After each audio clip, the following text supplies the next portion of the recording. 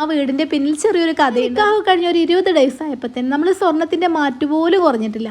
അപ്പോൾ ഈ സ്വർണ്ണത്തിനൊന്നും പാൽസരത്തിനായാലും മാലക്കായാലും വളയ്ക്കായാലും എൻ്റെ കൂടെ നിൽക്കാൻ താല്പര്യമില്ലാത്തപ്പോൾ ഒരു വീട് പണി കഴിഞ്ഞിട്ട് എൻ്റെ മോളി വഴിക്ക് തിരിഞ്ഞു നോക്കിയിട്ടേ. അപ്പോൾ ഇനി ഇവിടുന്ന് ആരും അങ്ങോട്ട് പോകാനുമില്ല, നമ്മളെ വീട്ടിലോട്ട് ആരും വരാനുമില്ല. പോടോന്ന് പറയുന്നേക്കാളും നല്ലതല്ലേ ഈ പണം കൊടുത്തുള്ള സ്നേഹം നിങ്ങൾക്ക് എന്നും നിങ്ങൾക്ക് വാങ്ങിച്ചു തരാൻ പറ്റുമെന്ന്.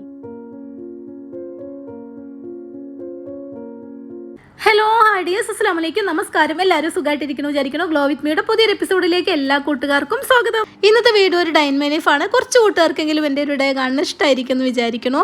അപ്പോൾ ഇന്ന് നോമ്പൊക്കെയുള്ളൊരു ദിവസമാണ്. അപ്പോൾ എണീറ്റൊന്ന് വളരെ മടി പിടിച്ചൊരു ദിവസം കേട്ടോ. ചില ദിവസങ്ങൾ നമ്മൾ വളരെ ആവേശത്തോടു കൂടി എണീറ്റ് വരും, ചില ദിവസങ്ങൾ നമ്മൾ മടി പിടിച്ചിട്ടായിരിക്കില്ലേ ഒന്നും ചെയ്യാൻ വയ്യ, എന്തിനാ അങ്ങനെയൊക്കെയുള്ളൊരു ചിന്തയിലല്ലേ. അങ്ങനെയൊക്കെ ഒരു ചിന്തയിലിരിക്കുമ്പോൾ അനിച്ചുമ്പോൾ പുറത്ത് കളിക്കണ കണ്ടത്. അപ്പോൾ വെറുതെ അലസമായിട്ട് അത് കുറച്ച് സമയം നോക്കി നിന്നു. നോമ്പ് ദിവസം ആയത് കാരണം തന്നെ നമുക്ക് ബ്രേക്ക്ഫാസ്റ്റും കാര്യങ്ങളൊന്നും ഉണ്ടാക്കണ്ടല്ലോ. അപ്പോൾ ഇങ്ങനെ മടി പിടിച്ചിരിക്കുന്ന സമയത്തുള്ളൊന്നും ഒരു ഉൾവിലി കേട്ടോ. ഇപ്പം ഇങ്ങനെ മടി പിടിച്ചിരുന്നാലും കുറച്ച് സമയം കഴിഞ്ഞാൽ നീ തന്നെ ചെയ്യണ്ടേ. ഉള്ളിൻ്റെ ഉള്ളെന്നൊരു മോട്ടിവേഷൻ. പിന്നെ ഒട്ടും ചിന്തിച്ചില്ല, അലക്കാനുള്ള തുണികളൊക്കെ ഇട്ട് നേരെ വാഷിംഗ് മെഷീൻ്റെ അടുത്തേക്ക്. ഇപ്പോൾ വാഷിംഗ് മെഷീൻ നമ്മളോട് ഓപ്പൺ ടെറസിലാണ് കേട്ടോ വെച്ചിട്ടുള്ളത്. അങ്ങനെ നോക്കുമ്പോൾ നമുക്ക് ഇങ്ങനെ ഉള്ളിൽ ഇങ്ങനെ അടിയിലായാലും ബെഡ്റൂമുകളിലായാലും പരന്ന് കിടക്കില്ലല്ലോ. നമ്മൾ അലക്കാനുള്ളതെല്ലാം ഇവിടെ അങ്ങ് കഴിയുമല്ലോ എന്ന് വെച്ച് നമ്മൾ ആ വാഷിംഗ് മെഷീൻ വെച്ചിട്ടുള്ളത് ഇവിടെ അങ്ങനെ ഓപ്പൺ ടെറസിലാണ് കേട്ടോ വെച്ചിട്ടുള്ളത്. അപ്പോൾ നമ്മൾ എല്ലാ ദിവസവും അലക്കണ കാരണം തന്നെ ഒരുപാട് ഡ്രസ്സൊന്നും അലക്കാനില്ല കേട്ടോ, ഒരു പ്രാവശ്യം അലക്കാനേ ഉള്ളൂ. അപ്പോൾ ഉള്ളതൊക്കെ നമുക്കൊന്ന് ഉണക്കിയിട്ട് വരാവേ, എന്നിട്ട് അടുത്തതിടാന്ന് വിചാരിച്ചു. ഈ ഒരു ഉണക്കണേൻ്റെ കാര്യം പറയുമ്പോഴാണ് കേട്ടോ. കാരണം ചില ദിവസങ്ങൾ നമ്മളത് ഉണക്കിയിട്ട് പോകും. അപ്പോൾ ചിലപ്പോൾ വൈകുന്നേരം മഴ പെയ്തിട്ടുണ്ടാവും. അപ്പോൾ നമ്മൾ വരുമ്പോൾ ഇതെല്ലാം നനഞ്ഞിട്ടുണ്ടായിരിക്കും. അപ്പോൾ നമ്മൾ വിചാരിക്കും പിന്നെ രാവിലെ വെയിലൊക്കെ കൊണ്ടിട്ട് ഉണങ്ങിയിട്ട് എടുത്തേക്കാമെന്ന് വിചാരിക്കും. അങ്ങനെ അന്നും ചിലപ്പോൾ മഴ പെയ്തിട്ടുണ്ടാവും. അപ്പോൾ അങ്ങനെ 3-4 ദിവസമൊക്കെ ചിലപ്പോൾ ഇവിടെ കിടന്ന ദിവസങ്ങളുണ്ടായിരിക്കും കേട്ടോ. ഇത് മഴയും വെയിലൊക്കെ കൊണ്ടിട്ട് എന്നൊന്ന് എടുത്തു കൊണ്ടേക്കോ എന്ന് ചോദിക്കണം. അതുവരെ അത് ആരും തിരിഞ്ഞു നോക്കാത്ത ദിവസങ്ങളും ചിലപ്പോൾ ഉണ്ടാവാറുണ്ട്. നമ്മളെപ്പോഴും വീട്ടിൽ നിൽക്കുന്ന ഒരാളാണെങ്കിൽ നമുക്ക് അലക്കാം, നമുക്ക് കുക്ക് ചെയ്യാം, നമുക്ക് വീട്ടിലത്തെ എല്ലാ കാര്യങ്ങളും വളരെ വൃത്തിയായിട്ട് ചെയ്യാം കേട്ടോ. പക്ഷേ എനിക്ക് അങ്ങനെ അല്ലല്ലോ. രാവിലെ എണീറ്റ് ഒരു ഓട്ട, അതിനിട്ട് നമ്മൾ കുളിച്ചിട്ടുണ്ടായിരിക്കും. നമ്മൾ മുടി ഇങ്ങനെ ചുറ്റിയിട്ടയച്ച മുടി ചിലപ്പോൾ വണ്ടിയിൽ നിന്നായിരിക്കും കേട്ടോ തോർത്ത് മുണ്ട് പോലും അഴിക്കുക. പലരും പറയും മേക്കപ്പ് കൂടുതലാണ് ചേച്ചി എന്നൊക്കെ പറയുമ്പോൾ ഞാൻ ചിന്തിച്ച് നോക്കും കേട്ടോ. മേക്കപ്പ് ചെയ്യാൻ പോയിട്ട് തല തോർത്താൻ പോലും പലപ്പോഴും സമയം ഉണ്ടാവാറില്ല. ഇത് കേൾക്കുമ്പോൾ ചിലരെങ്കിലൊക്കെ പറയും, ഓ മേക്കപ്പ് യൂസ് ചെയ്യാത്തൊരു മുതൽ എന്ന് പറയണ്ടാവും കേട്ടോ. അങ്ങനെയല്ല കേട്ടോ, ഞാൻ പൗഡറും ക്രീമും ലിപ്സ്റ്റിക്കും ഐലൈനറും ഒക്കെ യൂസ് ചെയ്യാറുണ്ട് കേട്ടോ. പക്ഷെ ഒരുപാട് ഓവർ മേക്കപ്പ് ഒന്നും ചെയ്യാറില്ല. സ്കിന്നും ഹെയറൊക്കെ നന്നായിട്ട് ശ്രദ്ധിക്കും, നന്നായിട്ട് കെയർ ചെയ്യും കേട്ടോ. ഈ ഒരു ഓപ്പൺ ടെറസിൽ നമ്മൾ അയൽ കെട്ടിയിട്ടുണ്ട്. ചുമരിൽ ക്ലാമ്പ് അടിച്ചിട്ട് അങ്ങോട്ട് അങ്ങനെ കെട്ടിയിട്ടുണ്ട്. അപ്പോൾ നമുക്ക് ഉണക്കാൻ നല്ല സുഖമാണ്. ഇപ്പം ചിലരെങ്കിലുമൊക്കെ ചിന്തിക്കും ഓപ്പൺ ടെറസിലും കർട്ടനോ എന്ന് ചിന്തിക്കും കേട്ടോ. അപ്പോൾ ഈ ഒരു കർട്ടൻ നമ്മൾ മുന്നേ ഉപയോഗിച്ചിരുന്ന കർട്ടനായിരുന്നു. ഇപ്പം നമ്മൾ കർട്ടൻ മാറ്റിയപ്പോൾ ഇത് നമ്മൾ ഉപയോഗശൂന്യമായിട്ട് അവിടെ വെച്ചതായിരുന്നു. അപ്പോൾ ഈ നട്ടുച്ചൊക്കെ ഉണ്ടല്ലോ, നമ്മളെ പുറത്ത് ഭാഗത്തുള്ള ഡോറൊക്കെ ഉണ്ടല്ലോ ചുട്ട് പടുത്തിട്ടുണ്ടാവും കേട്ടോ. അപ്പോൾ ഡോറ് നാശാവേണ്ട വെച്ചിട്ട് ഈ ഒരു കർട്ടൻ ഇങ്ങനെ ഡോറിനെ മടിച്ച് നമ്മളിവിടെ അങ്ങനെ ചെയ്തിരിക്കുകയാണ്. അപ്പോൾ ഈ കർട്ടൻ യൂസ് ആക്കുകയും ചെയ്യുക, നമ്മളെ വെയിലേറ്റ് നമ്മളെ ഡോറൊന്നും അങ്ങനെ കരിഞ്ഞുണങ്ങി പോകത്തുമില്ല.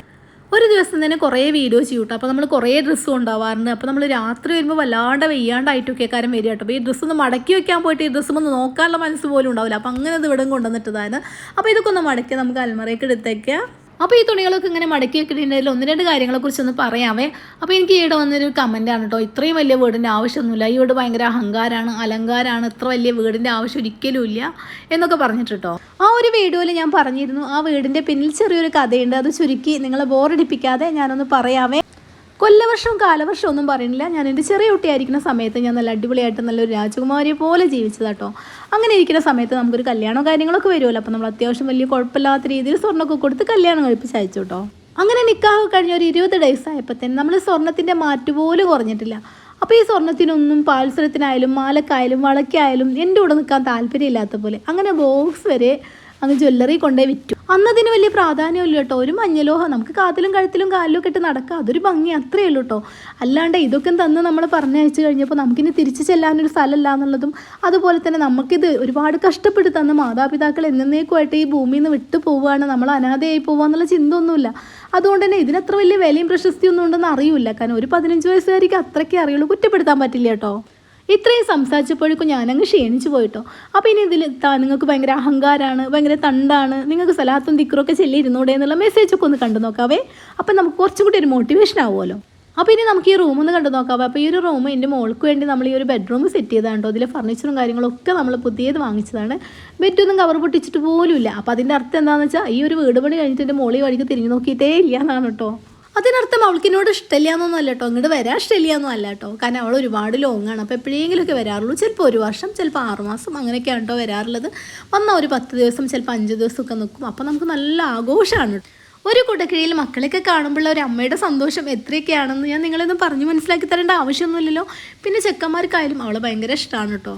അങ്ങനെ കിച്ചണിലെത്തിയിട്ട് അപ്പോൾ 5-6 തേങ്ങയൊക്കെ എടുത്തിട്ട് പൊളിക്കാൻ തുടങ്ങിയതാണ്. ഫസ്റ്റ് ഒന്ന് പൊളിച്ചപ്പോൾ തന്നെ ഒന്ന് താഴോട്ട് വീണു. അപ്പോൾ പിന്നെ മണ്ണിലായതെടുക്കണ്ടല്ലോ, ഇനിയിപ്പോൾ അതെടുത്ത് കഴിഞ്ഞാലും പിന്നെ വല്ലാത്തൊരു മനസ്സമാധാനക്കേടായിരിക്കും. ഇതിൽ മണ്ണുണ്ടായിരുന്നോ പൊടി ഉണ്ടായിരുന്നോ എന്നൊക്കെ വെച്ചിട്ട് അപ്പോൾ ആ ഒരു പീസ് അങ്ങനെ കളഞ്ഞു. പിന്നെ ഒരു 4-5 കൂടിയൊക്കെ പൊളിച്ച് ഫുള്ളായിട്ട് ചിരവി എന്നിട്ട് നമ്മൾ കുഞ്ഞു കുഞ്ഞു ബോട്ടിലാക്കിയിട്ട് നമ്മൾ വെക്കും കേട്ടോ.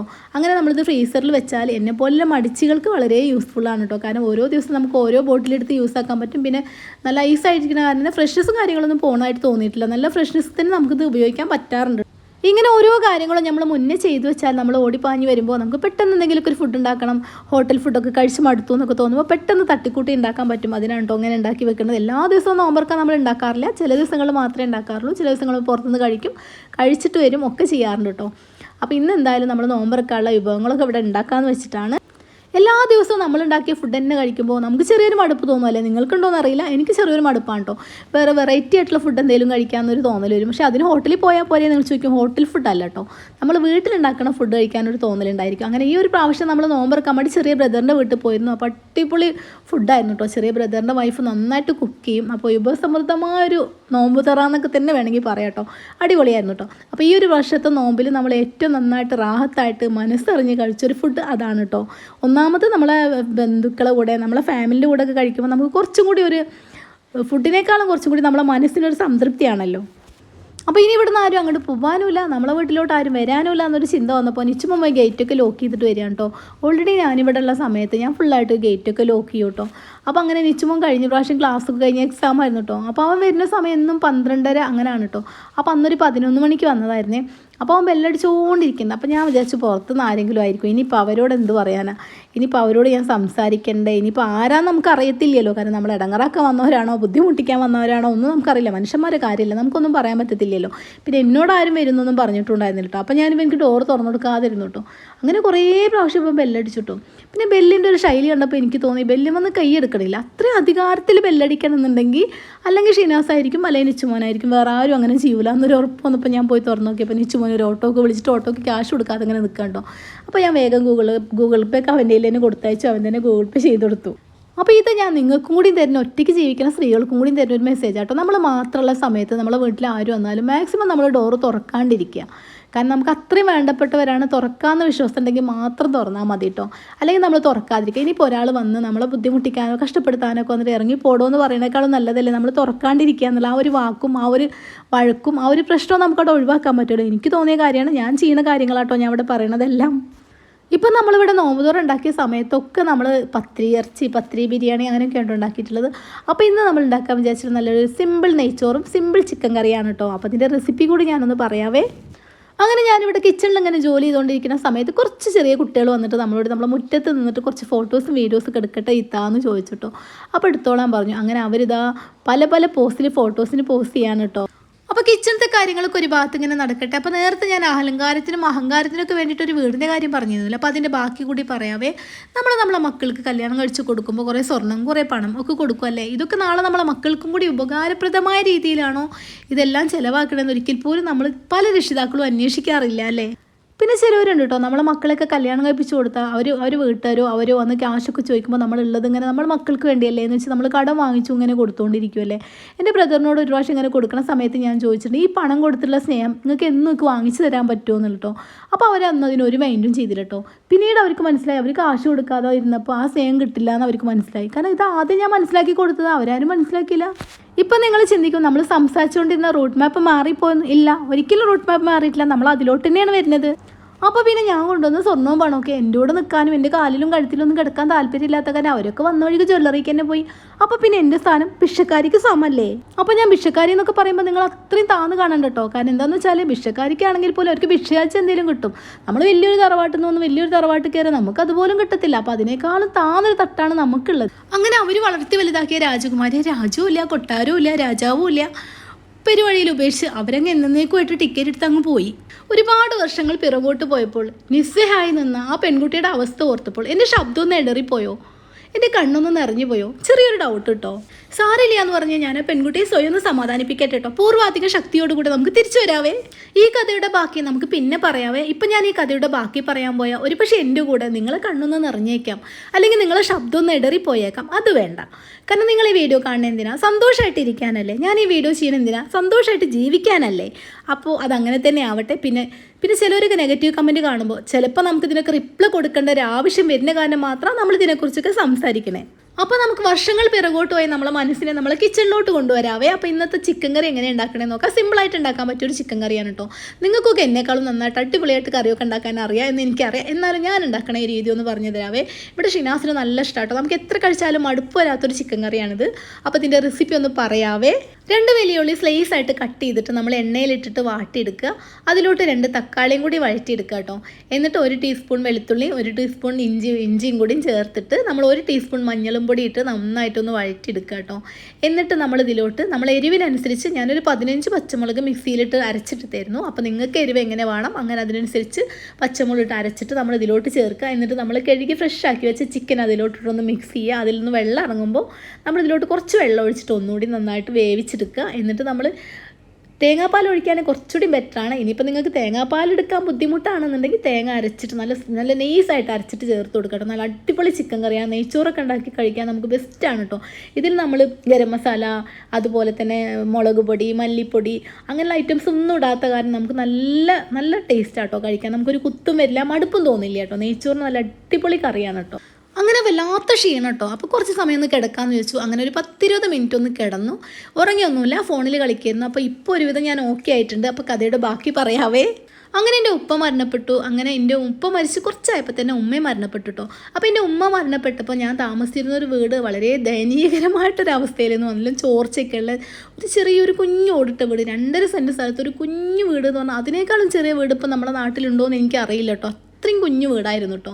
അതിലാണെങ്കിൽ മഴ പെയ്താൽ വെള്ളം ചോരും. പിന്നെ അതുപോലെ തന്നെ നല്ലൊരു ബാത്റൂമില്ല, നല്ലൊരു കിച്ചണില്ല, അതുപോലെ തന്നെ നമുക്കൊരു ബെഡ്റൂമില്ല, യാതൊരു ജീവിത സൗകര്യങ്ങളൊന്നും ഇല്ലാത്തൊരു വീട് കേട്ടോ. അപ്പോൾ എൻ്റെ മരിക്കണേൻ്റെ ലാസ്റ്റായിട്ട് തന്നെ ഒരു പ്രാവശ്യം അഴിക്ക് വന്നിട്ടുള്ളൂ കേട്ടോ. അപ്പോൾ അതൊക്കെ വന്നപ്പോൾ ആ ഒരു അവസ്ഥ കണ്ടപ്പോൾ എൻ്റെ ഉമ്മ ഒരുപാട് കരഞ്ഞു കേട്ടോ. ഞാൻ എങ്ങനെ വളർത്തി വലുതാക്കിയ മോളാ, എന്തെല്ലാം പ്രതീക്ഷകളുണ്ടായിരുന്നു, ഇങ്ങനെ ആവുമെന്ന് വിചാരിച്ചില്ലല്ലോ എന്നൊക്കെ പറഞ്ഞിട്ട് ഒരു നല്ല വീട് പോലും വയ്ക്കാൻ പറ്റിയില്ലല്ലോ, എല്ലാ സ്വർണ്ണവും പണവും ഒക്കെ പോയല്ലോ എന്ന് പറഞ്ഞ് എൻ്റെ ഉമ്മ കരഞ്ഞു കേട്ടോ. അപ്പോൾ നമുക്ക് നമ്മളെ ഉമ്മമാരൊക്കെ കാര്യമ്പോൾ നമുക്ക് ഭയങ്കര സങ്കടമല്ലേ. അപ്പോൾ ഞാൻ പറഞ്ഞു കേട്ടോ, നിങ്ങൾ ടെൻഷൻ അടിക്കാതെ ഒക്കെ ശരിയാവുമെന്ന് പറഞ്ഞു കേട്ടോ. അന്ന് ശരിയാവുമെന്ന് പറയുമ്പോൾ എനിക്കൊരു പ്രതീക്ഷയില്ല കേട്ടോ ശരിയാവുമെന്ന് ഒരിക്കലും. കാരണം ഞാൻ ഒരാളോട് മിണ്ടില്ല, എനിക്കൊരു ജോലിയില്ല, എനിക്ക് ആരോട് സംസാരിച്ച് പരിചയമില്ല, എൻ്റെ കയ്യിൽ കാശോ കാര്യങ്ങളോ ഒന്നുമില്ല. അപ്പോൾ ഒരിക്കലും എനിക്ക് അങ്ങനെ ഒരു പ്രതീക്ഷ ഒരിക്കലും ഉണ്ടായിരുന്നില്ല. എന്നാലും അവർ സങ്കടപ്പെടേണ്ടെന്ന് വെച്ചാൽ ഞാൻ പറഞ്ഞു കേട്ടോ, ശരിയാവുമ്മ നിങ്ങൾ ടെൻഷൻ അടിക്കാതെ ഒക്കെ ശരിയാവും എന്ന് പറഞ്ഞ് അവർക്കൊരു ധൈര്യം കൊടുത്തിട്ടോ. ആ ധൈര്യത്തിൽ ഒരു ലെവലേശം ഒരു 1% പോലും എനിക്ക് വിശ്വാസം ഉണ്ടായിരുന്നില്ല കേട്ടോ ശരിയാവും എന്നുള്ളത്. കുളിക്കാനൊരു ബാത്റൂം പോലും ഇല്ല കേട്ടോ. നമ്മൾ ഈ 2.5 സെൻറ്റ് സ്ഥലം എന്നൊക്കെ പറയുമ്പോൾ അത് എത്ര കുറച്ചേ ഉണ്ടാവുള്ളൂ. നമ്മൾ ഇറങ്ങിയ അപ്പുറത്തെ വീടിൻ്റെ ഉമ്മറത്തേക്കായിരിക്കും.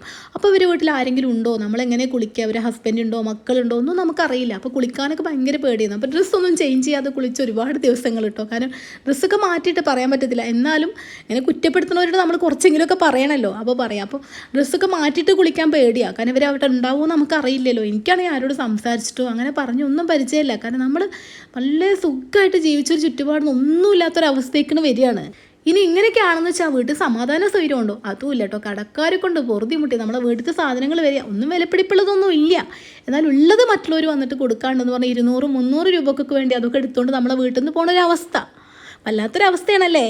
അപ്പോൾ എൻ്റെ ഉമ്മയുടെ മോള് എങ്ങനെ ജീവിക്കണം എന്ന് ആഗ്രഹിച്ചതിനേക്കാളും ഒരു പടി മുന്നിൽ ഒരു വീടൊക്കെ വെച്ച് നന്നായിട്ട് ജീവിച്ച് കാണിക്കണമെന്ന് ഞാൻ അവർക്ക് എൻ്റെ മനസ്സാൽ കൊടുത്ത വാക്കാണ്. നിറവേറ്റാൻ പറ്റുമെന്ന് വെച്ച് കൊടുത്ത വാക്കൊന്നും അല്ല കേട്ടോ. വെറുതെ അവരെ സമാധാനിപ്പിക്കാൻ വേണ്ടി നമ്മൾ പറയൂലേ, അങ്ങനെ പറഞ്ഞതാണ് കേട്ടോ. പക്ഷെ ആ വാക്ക് എന്തോ നമ്മളെ വാക്ക് പൊന്നാവും എന്നൊക്കെ പറയില്ലേ, അതുപോലെ ആയിപ്പോയി എന്ന് മാത്രം. കുറച്ച് വർഷങ്ങൾ കാത്തിരിക്കേണ്ടി വന്നു.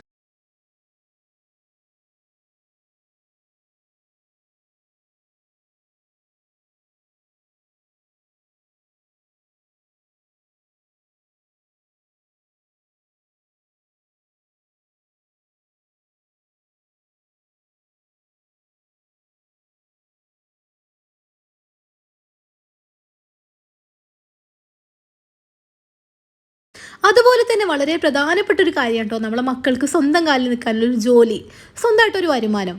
അത് തീർച്ചയായിട്ടും നമ്മൾ ഉണ്ടാക്കി കൊടുക്കണം. വേണമെങ്കിൽ ഉപയോഗിച്ചാൽ മതിയല്ലോ, ഇല്ല വേണ്ടെങ്കിൽ ഉപയോഗിക്കേണ്ട, അവിടെ കിടക്കട്ടെ. എന്തെങ്കിലും നമ്മൾ ഒറ്റപ്പെടുമ്പോൾ നമുക്ക് ആവശ്യമായി വരുമ്പോൾ അവർക്കത് ഉപയോഗിക്കാൻ പറ്റും.